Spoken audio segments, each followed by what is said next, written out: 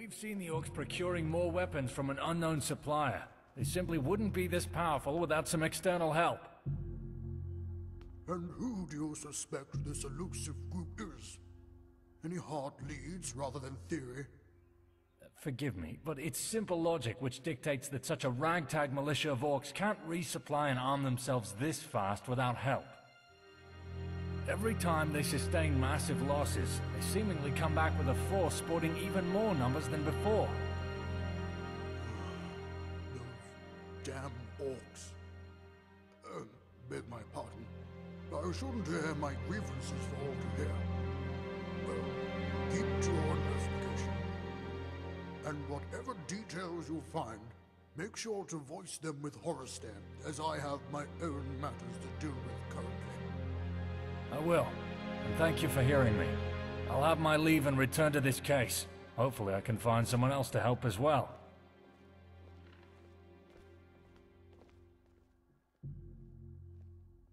It's considered treason to listen in on the king's affairs, you know. Lucky for you, I'm not the king, so I can let it slide. And I do need someone for a very specific task. If you overheard the key points of that conversation, you would know that I'm looking for evidence. Evidence of another party who's made things difficult for us, in terms of dealing with that extremist group, Orsinium's Sons. We had a tip from one of our scouts that the orcs are running low on gear and food again, over at the old Direni ruins of Umbasir. With this comes the unknown party. They should be sending someone to either provide for the orcs yet again, or give them orders on where to strike. You see, this party hasn't joined the fray for selfless reasons. They're enacting their motives through the orcs. We're not sure why. See what you can find up at Umbasir, preferably without being seen while hearing on any possible dealings. Then return here with the evidence. Whoa, now, don't go making those types of accusations so soon. What was he wearing, and what did he say? This is grave news. To know that Thalmor were implicated in the making of this extremist group. But directly giving them munitions and directives on where to attack and how. God, we don't want this news becoming public.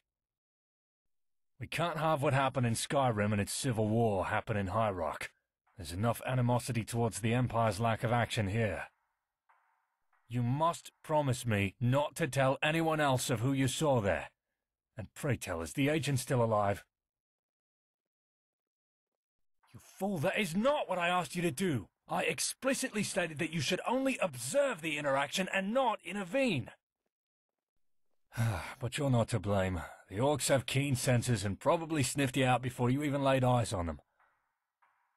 I'll have to take this matter to Horrorstand and decide whether we should inform the king, although that may not bode well for the realm.